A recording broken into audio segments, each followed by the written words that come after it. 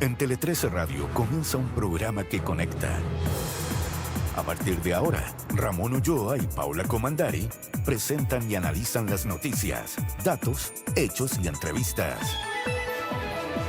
Para resumir lo más relevante del día, desde la 103.3 FM y tele13radio.cl. Aquí parte Conexión Tele 13. Hola amigos, ¿cómo están ustedes? Qué gusto de saludarlos. Bienvenidos a esta nueva semana informativa. Lunes 13 de octubre comienza Conexión Tele 13. Paula Comandari, buenas tardes. ¿Qué tal, Ramón Ulloa? ¿Cómo estás tú? De vuelta. Muy bien, excelente. ¿Qué tal estuvieron estos días libres? Lindo, bonito, descansadito. Sí, ayudaron. Se te siente, fíjate. Es que lo que pasa es que hay que reponer energía porque mira, con todo lo que está pasando... Y con todo lo que se viene en las próximas semanas. Un par de días pasaron tantas cosas y siguen pasando hoy día y vienen las elecciones, los debates, todo aquello, así que de aquí no paramos hasta fin de año. Sí, lo que está pasando en el mundo, yo creo que este es un día histórico que lo vamos a recordar con esas imágenes tan emocionantes de gente de palestinos israelíes reencontrándose con sus familias. Ha sido bien impactante ver y sentir lo que están viviendo y sintiendo esas personas que han esperado, bueno, largos 2 años, ¿no? Claro. Para poder reencontrarse con sus familiares, sobre todo con los que siguen vivos. Por eso es que precisamente la primera conexión del día de hoy va a ser con esta firma del acuerdo entre el presidente de Estados Unidos, Donald Trump, junto a líderes de Egipto, de Qatar y de Turquía, que busca garantizar el fin de la guerra en Gaza. Luego de esta liberación de los 20 rehenes vivos tras más de 2 años secuestrados y también la liberación de cientos de prisioneros palestinos que estaban en poder de Israel. También vamos a detallar la visita del presidente Gabriel Boric al Papa León XVI. León XVI. León XIV. Casi. Es que el número de repente se confunde uno, ¿no? El Papa León. El Papa León. Y en este encuentro se abordaron los abusos sexuales cometidos por Caradima y por Barro. Como que comentó todo el presidente Gabriel Boric respecto de, bueno, la situación que hemos vivido en Chile, respecto de casos específicos, el caso Caradima y también algunos casos de abuso sexual cometidos por sacerdotes. También estaremos abordando la reacción del candidato presidencial del Partido Republicano, José Antonio Kast, quien defendió la columna Parásitos, publicada por su asesor, Cristian Valenzuela. Ya lo habíamos comentado la semana pasada que iba a causar revuelo. Y bueno, por otra parte, el Ministerio Público, Ramón, confirmó el uso de armas de guerra en el ataque incendiario ocurrido en la comuna de Ercilla. Una mujer resultó herida de gravedad. Finalmente, vamos a conversar hoy con Camila Miranda, que es la encargada de contenidos del comando de la candidata presidencial Janet Jara. De esta forma, entonces, comenzamos Conexión Tele 13.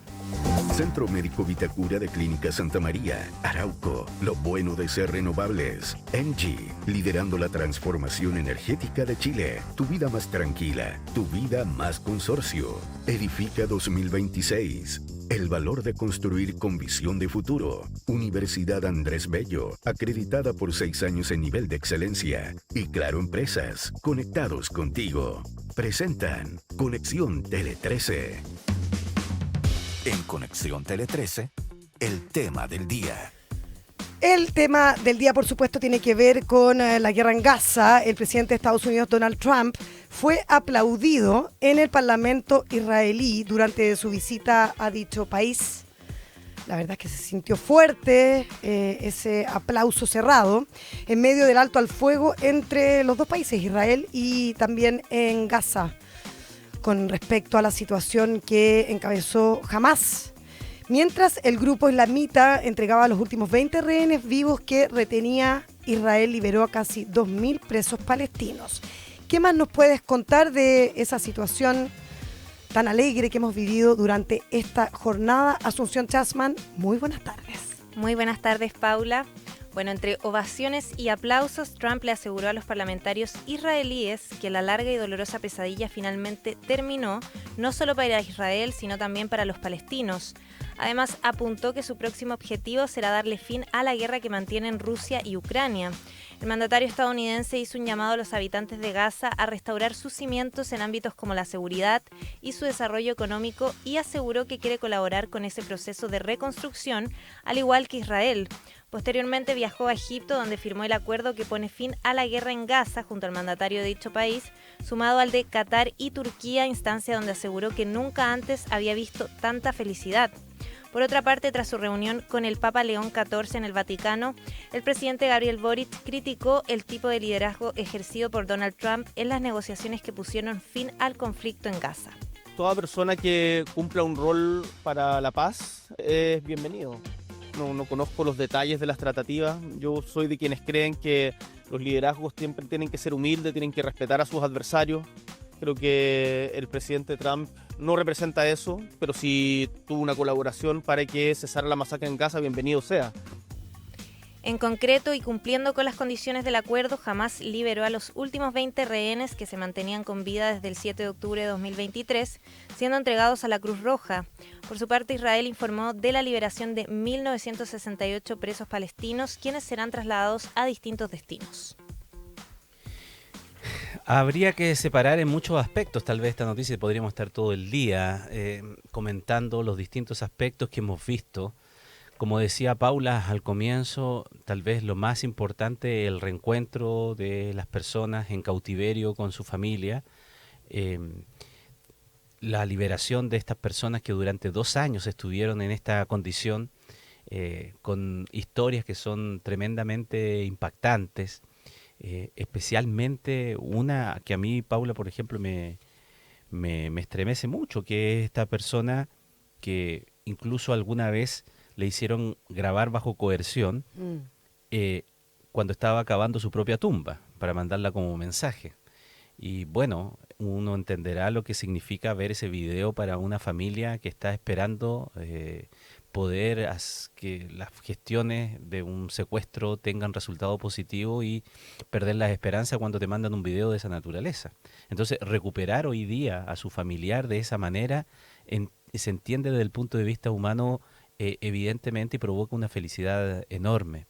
Por otro lado, sin entrar a calificar los distintos matices que hay en todo esto, que son muchos, el reencuentro también de muchos detenidos, prisioneros por Israel, especialmente en los que fueron durante la ocupación, que cayeron en distintas acciones. Para Israel prácticamente todos son terroristas. Desde el lado palestino señalan que mucha gente que no tuvo nada que ver, que cayó en la invasión sencillamente a su territorio, pero también se provocan las imágenes saliendo ellos de los buses y recibiéndolos por sus familiares, también provoca eso, que en definitiva, y ahí pasamos ya a los otros puntos, ¿no es verdad, Paula? Que en definitiva es lo que provoca el método Trump, podríamos decir, que tal vez es muy temprano para evaluarlo en profundidad y con total justicia respecto de lo que ha conseguido o de lo que puede conseguir. Si esto es una paz, efectivamente, o es un cese al fuego momentáneo, temporal, motivado, coercionado ante la amenaza del exterminio total. Y por lo tanto es una paz provocada y no una paz lograda. Pero bueno, lo que se consiguió, por lo menos hasta este instante, es que los cañones, las bombas, los bombardeos terminaran y que al menos los cautivos regresaran con sus familias. Y eso al menos hay que señalar que en eso, obviamente, más allá de toda consideración, Trump fue sumamente efectivo. No lo habría tal vez logrado otra persona con ese carácter. No, sí, seamos justos, o sea, lo que se ha conseguido hoy es histórico. Tenemos a los palestinos ya en distintos países, porque no todos fueron enviados a Gaza, pero sí han ido a Cisjordania y otros destinos, ¿verdad?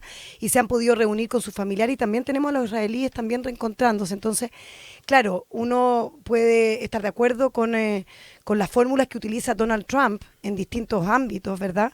Pero lo que ha conseguido hoy de lograr un cese al fuego es súper impresionante, y lo que hemos visto es eso, Ramos, lo que han dejado por lo menos esta primera jornada, en que efectivamente no han habido más bombardeos, por ahora, claro, son imágenes de júbilo, sonrisas, lágrimas, abrazos, que yo creo que son bien, bien inolvidables, como decíamos. Y sí, lo que dices tú, Ramón, efectivamente, Israel habla de que estos 1.968 presos que liberaron son terroristas, pero efectivamente de esos, una buena mayoría, una buena parte, 1.718, son personas que fueron capturadas durante esta guerra y contra los que no se han levantado ni siquiera cargos. O sea, que no tienen relación directa con los ataques del 7 de octubre. Entonces, bueno, vamos a necesitar mayores detalles respecto de eso, pero por lo menos ya están de lado y lado, y uno podría celebrar, y eso es lo que celebró. Bueno, hoy aplauso cerrado para Donald Trump, que como ya hemos insistido varias veces aquí, quería el Premio Nobel de la Paz. Eso no lo logró. Él, yo creo que hizo muchas gestiones para que esto que estamos viendo ahora sucediera y que se anunciara el fin de la guerra antes de la entrega de ese premio. Pero bueno, queda ahí como candidato, Ramón. Y sí, quedan muchas preguntas sin respuestas todavía sobre, por ejemplo, si Israel y Hamás van a poder alcanzar lo que dices tú, una paz duradera.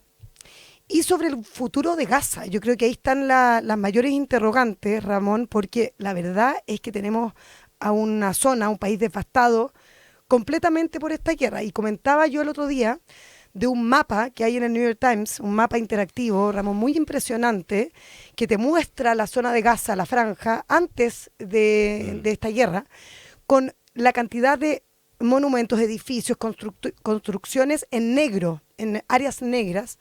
Y lo que queda de negro hoy es básicamente nada. Hay puro vacío ahí porque la destrucción ha sido total. Y obviamente muchos testimonios recogidos hoy por la prensa internacional de los palestinos es que, claro, hay una parte de ellos que está alegre, contento, porque ya no tienen los bombardeos a cada minuto, pero sí muchas dudas de lo que viene el día después. O sea, ¿quién va a ayudar a la reconstrucción de ese país? Efectivamente, Donald Trump hoy ha dicho que Estados Unidos va a poner muchos recursos y que está llamando a sus aliados también a entregar dinero para poder reconstruir.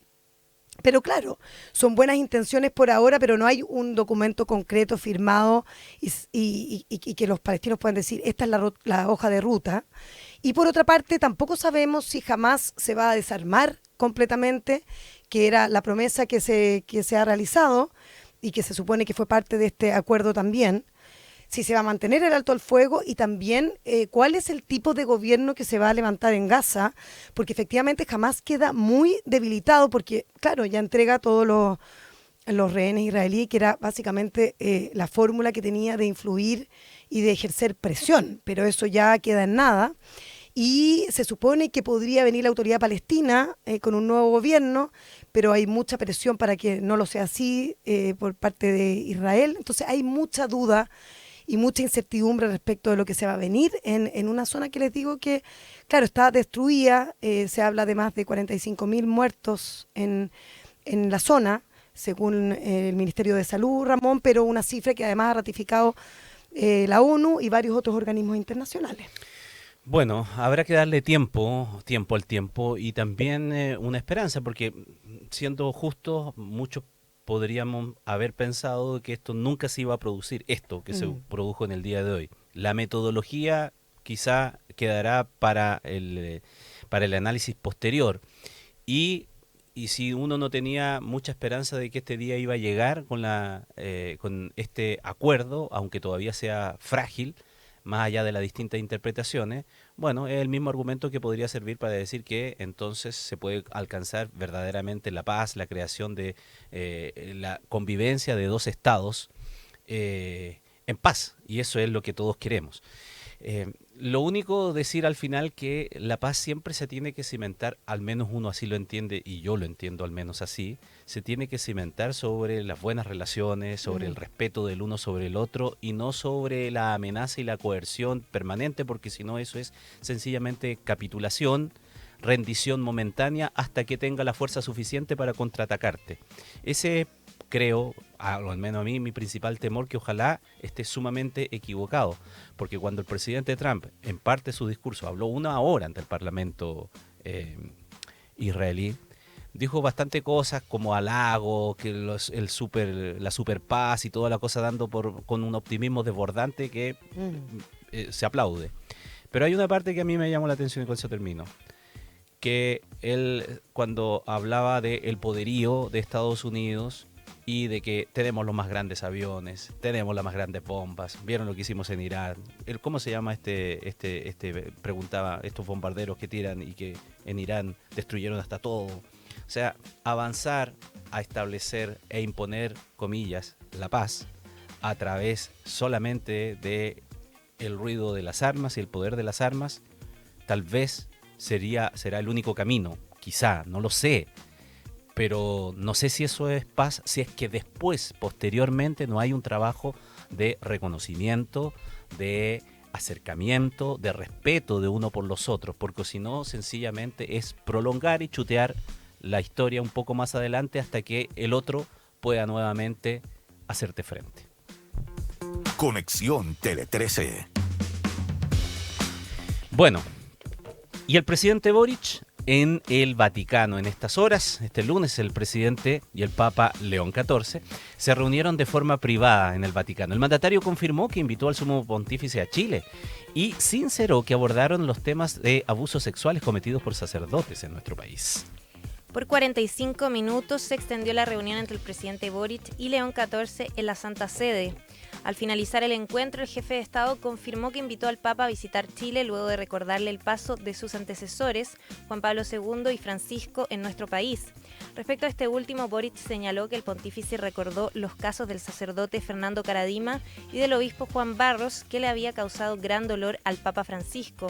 Si bien temas como el aborto y la eutanasia no fueron parte de la conversación con el líder de la Iglesia Católica, sí se trataron en la reunión bilateral con el secretario de Estado del Vaticano, el cardenal Pietro Parolin. Respecto al encuentro fallido con la primera ministra italiana, Giorgia Meloni, Boric sostuvo que se hizo la solicitud formal a través de Cancillería. Sin embargo, no se pudo concretar por choques de agenda, ya que Meloni viajó a Egipto para ser parte de la firma del acuerdo de paz en Gaza. Bueno, fueron bastante contingentes estos 45 minutos a partir de las 6 de la mañana, hora local aquí en Chile, y pasó a las 10:40 hasta las 11:25 hora local, y abordaron, como dijimos, Ramón, temas como las violaciones a los derechos humanos en dictadura, el caso Karadima y los abusos perpetrados en la iglesia chilena. O sea, todo eso se conversó. Y sí, se le dijo también al Papa León que porque era importante que viniera a Chile, porque de alguna manera se tenían que fortalecer los vínculos diplomáticos y toda la cooperación con el Vaticano en materias de paz, democracia, justicia social y cuidado del medio ambiente, justamente en tiempos tan álgidos de lo que está ocurriendo, no solamente entre la Franja de Gaza y todo el conflicto que tienen con el pueblo israelí, sino que también de la guerra entre Rusia y también Ucrania. Ahora, siempre hay como momentos de ruido político, porque claro, se habló mucho de que el presidente Gabriel Boric no había sido recibido por Giorgia Meloni, por la primera ministra de Italia, como por temas ideológicos y por no estar alineados, bueno, sus pensamientos. Y el presidente fue bien categórico en decir que no, que él siempre está abierto a reunirse y que siempre lo esperan desde distintos países y que en este caso, bueno, la primera ministra italiana no estaba en el país, estaba dedicada al acuerdo de la paz por la guerra en Gaza. Ahora, de informaciones un poco más anecdóticas, Ramón, el presidente Gabriel Boric le entregó varios regalos al Papa, un vinilo de la cantata por los derechos humanos, por ejemplo, el libro ilustrado de Pablo Neruda, Alturas de Machu Picchu, que encuentro muy lindo, como para recordar también quiénes somos, una selección de vinos chilenos y también la camiseta de la selección nacional chilena de rugby. De rugby, sí. De rugby, sí. Ojo. Que igual es interesante, ¿verdad? Como poner en contexto también lo que está ocurriendo en otra cosa, en otro deporte que no es el fútbol y que, bueno, ha causado muchas alegrías en el último tiempo. Claro. ¿Qué es lo que nos enorgullece en este instante, dado que en otro instante habría sido tal vez la camiseta de la Selección Nacional de Fútbol? Pero bueno. No están los tiempos No para están eso. los tiempos para eso, así que es acorde a la alegría que nos han entregado estos deportistas de nuestro país. Decir finalmente solo que siempre es visto, tal vez con mucho interés, este tipo de visitas cuando son gobiernos o mandatarios, más específicamente administraciones, porque no necesariamente la forma de ver la vida representa todo el país, y especialmente en lo religioso, cuando esos mandatarios no tienen el don de la fe, como lo dijo el propio presidente Boric en parte de su alocución. Pero es interesante esa mirada también de lo que se conversa, de lo que se resalta y de los puntos de encuentro que pueden tener entre personas que son distintas, que tal vez miran el mundo desde el punto de vista religioso, y lo digo a propósito además de lo anterior, ¿no? De manera distinta, pero que sí pueden encontrar puntos de acuerdo. Y eso, por ejemplo, líderes de izquierda, anteriormente en nuestro país, mandatarios, lo han tenido, creo, bastante claro y han podido convivir sin ningún tipo de problema, más allá de las diferencias obvias que hay con la Iglesia Católica, respetándose mutuamente o por lo menos manifestando esos puntos de vista que sí son de acuerdo o de convergencia. Boric destacó, por ejemplo, hoy día en la instancia que conversaron sobre la exhortación que el mismo Papa escribió, continuando las reflexiones de su predecesor. Incluso recomendó la exhortación apostólica Dilexite. No sé si se pronuncia así en latín, pero lo leo textual. Y dijo, ustedes saben, yo no tengo el don de la fe, pero me siento convocado por lo que en esta exhortación se nos pide, que es estar al servicio de los más desposeídos, de los más vulnerables, de los más pobres, en todas las dimensiones. Así que se puede disentir, se puede tener visiones distintas, tal vez sobre temas, especialmente en el ámbito religioso, económico, político, pero sí puede haber convergencia en los propósitos y en la búsqueda sana, genuina, del bienestar de todas las personas. En Conexión Tele 13, la noticia del día.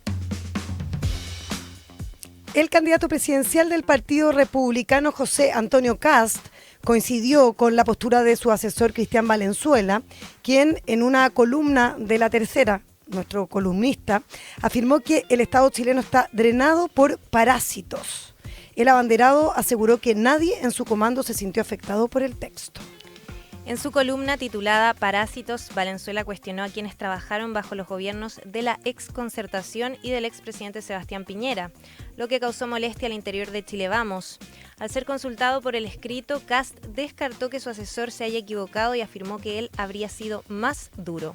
Respecto de un titular, de una columna, bueno, cada uno se siente afectado. Si es que dice, bueno, me siento identificado con lo que dicen. Aquí en el Partido Republicano también hay mucha gente que trabajó en el gobierno de Sebastián Piñera. ¿Algunos se sienten afectados? Ninguno. Porque ninguno llegó ahí por ser pariente de, por ser amigo de, llegaron por sus méritos.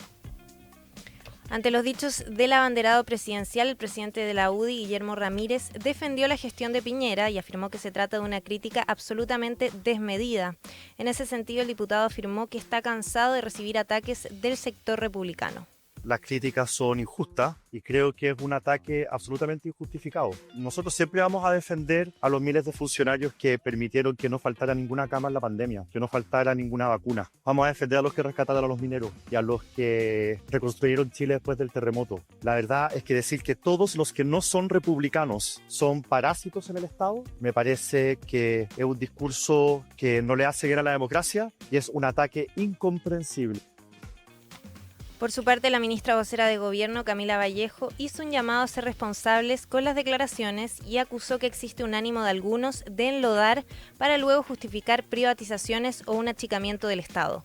Cuidado con comprarnos el cuento de que todos están ejerciendo un aprovechamiento, ¿cierto?, de la función pública, cuando es a través de la función pública que se llega a lugares donde otros no llegan. Y creo que, insisto, en eso hay que ser un poco más responsable, al menos en cuanto al titular de aquello. Creo que, no sé, quizás están hablando de la propia experiencia, ¿no? Pero por respeto a otros funcionarios y funcionarias, creo que hay que medir un poco más las palabras. En tanto, desde el comando de la Carta de Unidad por Chile, Janet Jara, la diputada y vocera de la campaña Gael Yomans, arremetió contra Valenzuela por usar la expresión de parásitos y aludió al trabajo del asesor en el aparato estatal, afirmando que pareciera que tiene tejado de vidrio. Me parece insólito que del Partido Republicano, que se supone que es como el que está dirigiendo toda la campaña, Cristian Valdivieso, hable de parásitos refiriéndose a los funcionarios públicos, porque él fue funcionario público. De hecho, es ex jefe de gabinete de un ministro. En ese momento le pagaban más de 4 millones mensuales. Ya. Tal vez esta discusión, que es una discusión que yo creo se tiene que tener, ¿no? El tamaño del Estado, la eficiencia del Estado, no solamente ahora, sino desde siempre, tiene que estar presente sobre la mesa, siempre pensando en beneficio de la ciudadanía, de que el Estado haga su pega, la haga bien, y quienes están contratados por el Estado estén allí en virtud de sus méritos, no de otra cosa, y que hagan bien la pega también por la cual se le está pagando. Eso es como obvio, de perogrullo. Lo que también puede ser obvio y de perogrullo es algo que sí ocurre en las campañas, que es tensar la situación, polarizarla, y buscando que las discusiones en este sentido, las discusiones que pueden ser legítimas en ese sentido, incluso necesarias en este sentido, adopten formas que lo llevan a descalificaciones, toma de posturas, generar un asunto en donde como que se busca que la ciudadanía se pronuncie de quién tiene la razón y quién no tiene la razón, tal vez por la virulencia de los dichos o de los calificativos que se utilizan. ¿Por qué lo digo? Porque evidentemente siempre ha habido una mirada que yo creo que es, como en todas las cosas y como en todas las profesiones y como en todas las actividades, generalizar siempre es malo. Todos los periodistas son malos y son mentirosos y no sé qué cosa, todos los médicos no sé qué cosa, todos los abogados son uno no sé qué cosa. Cuando uno cae en esas caricaturas, lo que provoca precisamente es el encono de a quién aludes de esa manera, y sale la defensa señalando por qué, si a través de, si se conoce un caso, 2 casos, 3, 4, 5, 6, no sé cuánto, no pueden meterlos a todos en el mismo saco. De acuerdo. Pero se ha formado respecto del servicio público una idea, especialmente en el último tiempo, y tendría que ser confrontado con los datos, ya hablaremos de los datos de transparencia al respecto, de que el Estado y el trabajo que realizan funcionarios públicos no es de buena calidad. Y que entonces eso que se va formando como de discurso en el inconsciente colectivo, alguien que lo diga fuerte y duro y que use calificativos fuertes, entonces le hace sentido a mucha gente que piensa eso, porque al acceder al aparato público no encuentra respuestas rápidas, eficientes para sus problemas, que puede ser no por la atención de ese funcionario, pero de la culpa del Estado, de su burocracia, etcétera, que no resuelve. Entonces lo identifica de esa manera y entonces le hace sentido. Lo que quiero decir, Paula, que en el fondo este tipo de críticas es bien popular y le hace sentido a mucha gente. Como cuando le hace sentido a que los parlamentarios no hacen la pega y ganan un montón de plata, también. Como le hace sentido cualquier otra crítica virulenta, fuerte, en donde alguien dice, ve, por fin alguien está hablando como se tiene que hablar. Y eso, en tiempo de campaña, yo creo que está súper medido, evaluado. Cala hondo en la ciudadanía, claro, porque solo para hacer el recordatorio, que la columna la escribe Cristian Valenzuela. Ojo que la diputada Jones, que hoy día es vocera, habla de Cristian Valdivieso, ahí se confundió. Pero bueno, esta columna, Ramón, es súper importante porque la publica Cristian Valenzuela, que escribe columnas todas las semanas en La Tercera y que es bien polémico allí, y también es nuestro columnista aquí. Y él en esa columna habla de los parásitos y de quienes en el fondo de alguna manera se favorecen del Estado de manera individual. Y ahí le pega a todo el mundo. No solamente le pega a la izquierda y le pega al gobierno, sino que además le pega a Chile Vamos. Olvídate la furia que había en Chile Vamos la semana pasada, porque los mete en ese mismo saco. Y efectivamente lo que ocurre ayer en redes sociales es bien fuerte. O sea, hubo una campaña de estudios de Trending Topic en algún momento, porque, claro, hay muchos que cuestionan el hecho de que Cristian Valenzuela haya pasado también por el Estado. O sea, muchos cuestionan que cómo se puede estar cuestionando a los funcionarios del Estado cuando él también tuvo ese rol técnico en el Ministerio de Hacienda, por ejemplo, en la DIPRES, también. Entonces, claro, como que se pone también el manto de duda ahí. Ahora, efectivamente, cuando uno piensa y analiza quién gana con toda esta arremetida, porque claro, algunos cuestionan y dicen, claro, ellos desvían el tema y hablan de cómo algunos se aprovechan del Estado, pero no se contesta la pregunta de cómo ellos quieren reducir el déficit fiscal que ellos prometen en 6.000 millones de dólares, Ramón, en 18 meses. Eso no se contesta, pero yo empatizo contigo y coincido en esta sensación que queda de que ellos de alguna manera vienen a barrer contra quienes se aprovechan, contra los que están apitutados en el Estado, contra el nepotismo, contra la corrupción, y eso sí a la gente le gusta, es popular. Entonces, por eso es que cuando uno conversa con altas fuentes del Partido Republicano, te dicen, en esta batalla, en esta discusión, en este debate, nosotros lo único que hacemos es ganar. Y hoy viene mucho analista político consultado en distintos medios de comunicación que te dicen que quien ganó en esta pasada es José Antonio Kast. Y uno analiza las últimas encuestas, la de Cadem, la de Criteria, y uno ve que José Antonio Kast en algunas alcanza a Janet Jara y en algunas se mantiene, pero no se mueve la aguja. No tiene un alza importante Evelyn Matei, en algunas ni siquiera la tiene. Y José Antonio Kast lo único que hace es ganar. Eso según lo que piensan los analistas. Y cuando uno analiza y lo conversa con ellos mismos, te dicen, es que efectivamente sí. No sé qué va a pasar cuando vengan los debates televisivos, Ramón, y los periodistas realmente le pregunten y le contrapregunten y vuelvan al tema de cómo él quiere reducir este gasto fiscal que además se necesita con un país que está más endeudado hoy, probablemente arrastrando lo que pasó en pandemia y con el estallido social en que se puso a disposición muchos recursos de ayuda. Entonces, bueno, así están las cosas, pero políticamente y electoralmente todo indica que esto ha sido un momento auspicioso para Jack y no ha pasado lo que creían algunos que esto lo iba a afectar, por lo menos en las intenciones de voto.